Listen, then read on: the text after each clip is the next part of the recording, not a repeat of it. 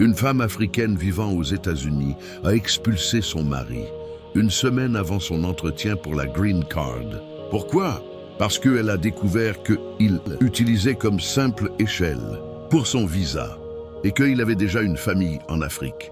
Aminata, infirmière diplômée, enchaînait les doubles shifts de 12 heures, debout toute la journée à s'occuper de patients parfois violents.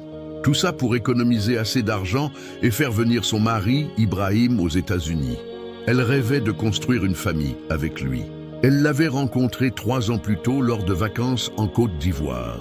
Il était charmant, doux, bien élevé et lui avait promis un avenir solide, plein d'amour et de projets. À son arrivée en Amérique, Ibrahim s'est comporté comme le mari parfait.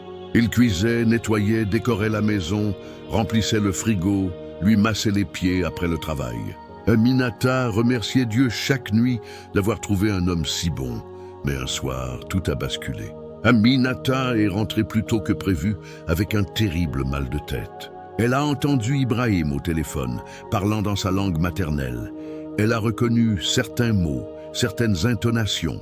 Ce que elle a entendu, elle, a brisé. Il parlait à sa vraie femme restée à Abidjan et à ses enfants. Le choc l'a paralysée.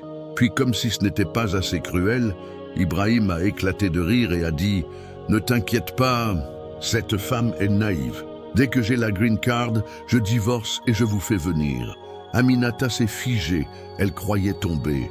L'homme qu'elle avait aimé, aidé, soutenu, l'appelait naïve, un outil, un marchepied, mais elle est restée calme. Elle n'a pas crié, elle n'a pas pleuré devant lui, elle n'a même pas confronté Ibrahim. Elle a seulement décidé de ne plus être utilisée. Le lendemain matin, pendant qu'Ibrahim se préparait avec enthousiasme pour son entretien d'immigration, Aminata avait déjà retiré son parrainage officiel. À l'USCIS, les agents lui ont simplement dit « Votre entretien est annulé, votre visa a expiré. Vous êtes désormais en situation irrégulière. » Ibrahim est resté immobile. Le sang s'est retiré de son visage. Il a tourné la tête vers Aminata. Elle, a regardé droit dans les yeux et a dit calmement « J'y ai tout entendu. Tout. Aujourd'hui, Ibrahim attend son expulsion. Sa famille, en Côte d'Ivoire, la supplie de pardonner. Même certains membres de son église disent qu'elle devrait lui donner une seconde chance.